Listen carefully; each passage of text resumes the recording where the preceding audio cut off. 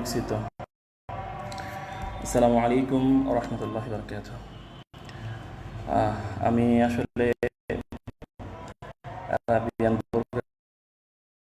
কালেকশনের অনার বলতেছিলাম।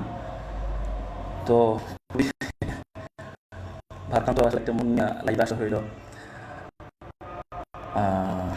কি বলবো আসলে অনেক কথাই আপনাদের কাছে শেয়ার করতে আমি চাই না এগুলো, কারণ এগুলো পারিবারিক ব্যাপার, ঘরোয়া ব্যাপার ছিল এগুলো। আমি চাই না এগুলো শেয়ার করতে, বাট আজকে আমার ওয়াইফ কিছু 5-6 মাস আগে কিছু পিকচার আপলোড দিল আমার আরবেন বোকাতে। আমার সম্পর্কে অনেক বাজে বাজে আহ, মন্তব্য সে করলো, বললো যে যাদের কাছে বিচার করে করলো সে করলো। তো আমি আসলে কি বলবো, ঠিক আছে। সবাই আমি লাইভে লাইভে কখনো আসি না, ফেসবুকও চালাই না, ঠিক আছে। আমার ফেসবুক নিজস্ব কোনো পেজও নাই যে আমি আমার নিজের পেজ থেকে বলবো। তো পরবর্তী সবাই রিকোয়েস্ট করার পরে বললো যে না স্যার আপনি এই বিষয়গুলো ক্লিয়ার করেন, না হলে তো সবাই আপনি 6 মাস আগের ঘটনা। আমি প্রায় 4-4.5 বছর আগে আরিয়ান বোরকা কালেকশন প্রথম আমি যখন ভিডিওটা সবটা করি, তো সেই সব করার পর থেকেই এই ওয়াহিদ তাসনিমের সাথে আমার পরিচয়, ঠিক আছে। তো সেদিক থেকে পরিচয়, তাকে আমি আসলে খুব ভালোই জানতাম। সে লাইভ করতো, সে আমার এমপ্লয়ি হিসেবে ছিল। তো তার সম্পর্কে আমি ভালোই জানতাম, সে আমাকে ভালোই জানতো। ভালো যদি না জানতো সে তো আমার সাথে সম্পর্কে জড়াইতো না, বা সে আমাকে বিয়েও করতো না। সে আমাকে ভালো জানতো, আমিও তাকে ভালো জেনেই বিয়ে করছিলাম। এবং সে জানতো যে এর আগেও আমার পাস্ট আছে, আমার পরিবার আছে, ওই পরিবার আমার বাচ্চা কাচ্চা আছে, বেশ কিছু বাচ্চা কাচ্চা। সেগুলো সব যাই না শুনে আমার ওয়াইফদেরকেও সে দেখছে, দেখে শিখেই সে ক্লিয়ার মেজাজে একদম পরিষ্কারভাবেই জানাশোনার পরেই কিন্তু সে আমাকে বিয়ে করার সিদ্ধান্ত নেয়। আমি তার সাথে একটা অ্যাফেয়ারে ছিলাম, সম্পর্কে ছিলাম। পরে আমি তাকে বললাম যে না চলো আমরা এইসব হারাম সম্পর্কের দিকে না যাই, আমরা বিয়ে শাদির দিকে যাই, আর তুমি তো আমার সম্পর্কে সব জানো। তো সে তার আগে যে হাজব্যান্ড ছিল, সে আগের হাজব্যান্ডকে সে একবার ডিভোর্স করছে।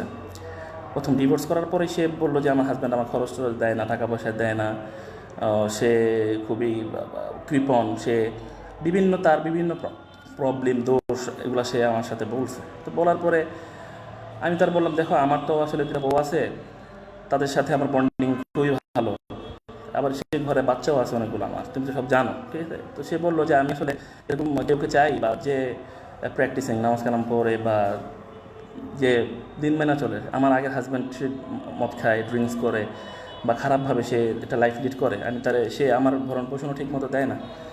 পরবর্তীতে আমি আসলে আমার ওয়াইফ আছে আগে, তৃতীয় বিয়ে করব, এদিকে মানে জিনিসটা আমি এত সহজভাবে নিতে পারতেছিলাম না, কারণ এটা মানে খুবই সংসার চালানো খুবই টাফ, সংসার চালানো কিন্তু খুবই কষ্ট। চিন্তা করলাম যে তার মতো একটা মেয়ের আমি বিয়ে করব, তো সে আমার সাথে কীভাবে তার সাথে আমি লং লাইফ পার করবো, ঠিক আছে। একটু নিয়ে হেজিটেশনও ছিলাম, আর আমার আগের ওয়াইফেরও বা আমাকে আমি তো একটা অশান্তিতে থাকবো। তো সে পরবর্তীতে বলে যে সমস্যা নেই, আমি এগুলো নিয়ে কোনো আমার হেডেক নেই, বা আমি আপনার আগের ওয়াইফ নিয়ে আমার কোনো আপত্তি নাই। তো তারপরে আমি অনেক মানে চিন্তা ভাবনা করি। এর মাঝখানে ফট করে একদিন সে কথাবার্তার মাঝখানে ফট করে একদিন সে গায়েব, ফোন টোন আর ধরে না, ঠিক আছে, কথাবার্তা বলে না আমার সাথে। তো আমি তারে নক দিই অনেকবার, নক দিয়ে পাই না। তো 10-15 দিন পরে দেখি সে তার আগের যে হাজব্যান্ডকে ডিভোর্স করছিল, সেই হাজব্যান্ডকে সে আবার পুনরায় বিয়ে করে, সে পুনরায় বিয়ে করে। তো আমি খুবই আপসেট হই যে সে কীভাবে মানে আমার সাথে একটা অ্যাফেয়ার হইলো, এরকম বিয়ের সাথে একটা কথাবার্তা হইলো, এটা এক সম্পর্ক জড়াইলাম, ফট করে সে আবার আগের হাজব্যান্ড রেখে চলে গেছে। পর তার সাথে যোগাযোগ করতে চাইও আমি যোগাযোগ করতে পারি না। পরবর্তীতে সে বিভিন্নভাবে ট্রাই করি, কিন্তু তার ফোনে আর পাই না, সে আমাকে ব্লক করে রাখে। পরবর্তীতে সে জানায় যে সে তার একটা বাচ্চা আছে ওই ফ্যামিলিতে, ওই ঘরে একটা বাচ্চা আছে, ওই বাচ্চার মুখের দিকে তাকায় সে আগের ফ্যামিলিতে, সে আবার তাকে বিয়ে করে মানে সে বাধ্য হয়ে যাইতে। তা আমি আসলে ওই টাইমে চিন্তা করলাম থাক, আমার সাথে তার বিয়ে হয় নাই, সে যেহেতু আগের হাজব্যান্ডের কাছে ফিরে গেছে, একবার ডিভোর্স করছে, এখন আবার নতুন করে তার মা বাবা বা তার মা মামারা তার আবার নতুন করে বিয়ে করায় উঠাই দিয়েছে, বাচ্চার জন্য গেছে ভালো, আমি আর এটা নিয়ে কোনো কথা বলিনি। ঠিক এইভাবেই ছিলাম দীর্ঘ 7 মাস পরে রোজার ঈদের সময় একদিন হঠাৎ বিকেলে সে আমার ফোন দেয়। আমি নাম্বারও চিনি না, সে তখন অন্য নাম্বার থেকে একটা ফোন দেয়, ফোন দিয়ে সে আমার বলে যে আমি কে হলো, পরে বলে যে সে আমি রয় তাসনিম বলতেছি, আপনাকে ভুলে গেছেন, ঠিক আছে, আপনার সাথে আপনার মানে মিস করছি, আপনার সাথে আমি ভুল করছি, আপনি বলেন আমার ক্ষমা করে দিয়েছেন। আমি কেন, তুমি ভুল কী করছো, ক্ষমা কেন করে দিব তোমারে? বলে যে না, আপনি বলেন ক্ষমা করে দিচ্ছেন, আপনি তো আমারই আছে, বলেন সত্যি করে বলেন আমার আছেন কি না। তো পরবর্তীতে আমি তারে বলে আচ্ছা ঠিক আছে সমস্যা নাই, আমি আসলে তোমার প্রতি রাগ জিত যাই ছিল, মনের মধ্যে একটা কষ্ট ছিল, যেহেতু তুমি ফোন দিছো এখন কিছু বলো। পরে বললো যে আমার হাজব্যান্ড এই করছে সেই করছে, তারা বিশ্বাস করে গেছিলাম, তো সে আমার ভরণ পোষণ ঠিক মতো দেয় না, সে অনেক আশ্বাস দিয়ে আমাকে নিছে, কাবিনের টাকাও দেয় নাই, স্বর্ণগয়না দিবে বলছে, এগুলোও দেয় না, আমি আসলে আর তার সাথে থাকবো না, আমি আপনার দিকে মুভ করতে চাই, ঠিক আছে। পরে আমি বললাম যে দেখো আমি সব ক্যাসালে পেছালে যাবো না, তুমি আগেরবারও ঝামেলা করছো, নর্মালি যদি থাকো নর্মালি আমার দোকানে আসো, লাইফ টাইপ করো, নর্মালি এজ ফ্রেন্ড হিসেবে আমরা কথাবার্তা বলবো। তো সে বললো যে আচ্ছা ঠিক আছে। তো তার সাথে সে ফোন রাখে না, কান্নাকাটি, প্রচুর কান্নাকাটি সে সেদিন করছে, 3-4 ঘন্টা আমার ফোনে বাজে রাখছে, মাগরিবের নামাজও সে আমার পড়তে জানে, পরবর্তী দিন লেট করে যে মাগরিবের নামাজ পড়ছি, পরে না ফোন রাখবেন না রাখবেন না, আচ্ছা যাক ভালো, তার সাথে কথা বলছি, তারা সঙ্গ দিচ্ছি। পরবর্তীতে সে কী করলো, কিছুদিন পরে সে আমার সাথে দেখা করলো, দেখা করার পরে সে আমাকে বললো যে আমি তার সাথে সংসার করব না, আমি আপনি কী বলেন। আমি বললাম ভাই এটা তোমাদের ব্যাপার ভাই, তুমি একবার আমার সাথে সম্পর্ক জড়ায়া আমার বিয়ে কথা বইলা, আমার ভালোবাসার কথা বইলা, ফট করে তুমি যে আবার আগের হাজব্যান্ডের কাছে চলে গেছো, তো এটা আমি তো ভাই এখন আবার তোমার সাথে ভাই আমি এগুলো ঝামেলা টামলাতে আমি যাবো না।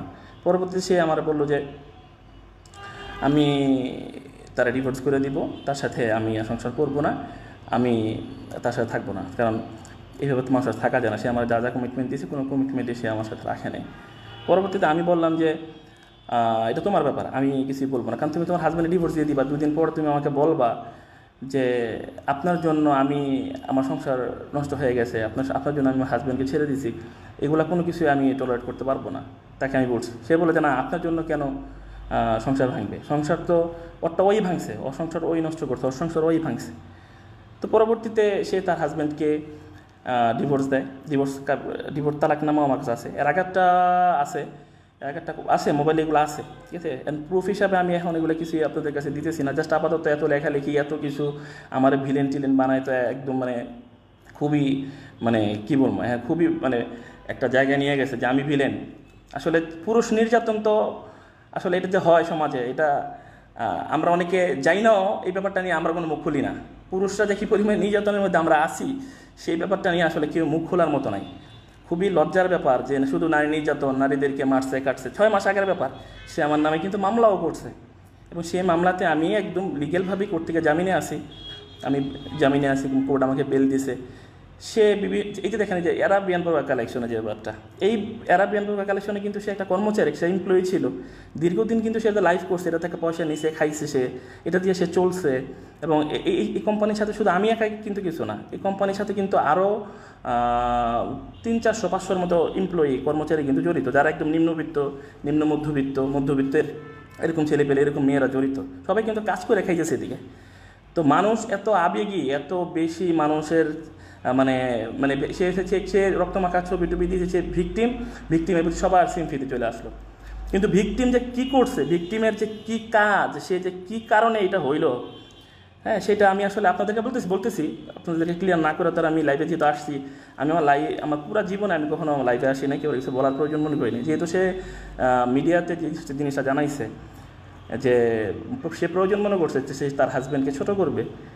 তার কাছে আমার নিজের একটা বাচ্চা আছে সাউদা, তার 9 মাস 10 মাস বয়স, সে আমাকে আমার বাচ্চাটাকে বন্ধু সে আমাকে দেখতে দেয় না, তার বাসায় সে রেখে দিছে, এবং সে এতটুকু পাওয়ার ক্ষমতা দেখাইতেছে, সে মামলা করবে, সে আমারে একটা মামলা তো করছে, আরও মামলা করবে, সে কারো দিয়ে যদি তারে ফোন দেওয়ায় বোঝানোর জন্য, আপোষের জন্য বা আমার বাচ্চা দেখার জন্য, সেটা সে লেখায় যে তারা নাকি খুন করার জন্য, তারা নাকি মায়েরা ফালানোর জন্য আমি লোকজন দিয়ে ট্রেড দেওয়াইতেছি, মানে তার ফোনও দেওয়া যাবে না, আমার সব নাম্বার সে ব্লক করে রাখছে।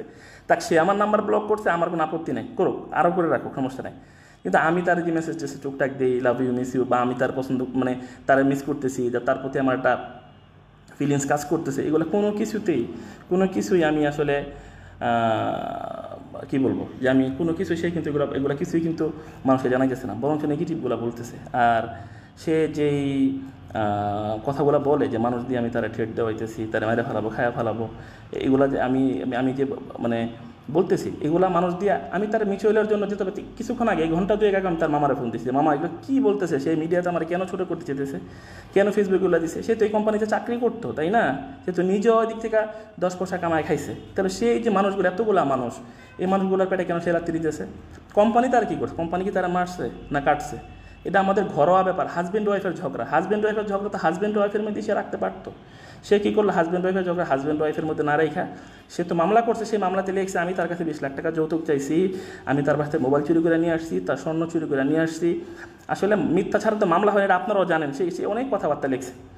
তো আমি ব্যবসায়ী মানুষ, সে আমার দোকানের একটা কর্মচারী, তার আমি বিয়ে করছি, তার কাছে আমি কেন 20 লাখ টাকা যৌতুক চাইতে যাবো? আর তারে কেন আমি ছোটো করবো, খাটো করবো? তার সাথে তো আমার ভালোবাসারই সম্পর্ক ছিল। লাস্টে সে ওই লোকেরে ডিভোর্স কইরা লাস্টে সে আসলো। আমি তার বললাম যে দেখো আমি কিন্তু এই ঝামেলাতে নাই। বললো যে ওর সংসারও ভাঙছে। হ্যাঁ, আপনি কী বলেন? লাইফটা মনে কেটে গেছে। লাইফ আছে, লাইফ কই? লাইফ নাই তো ওই জায়গায়।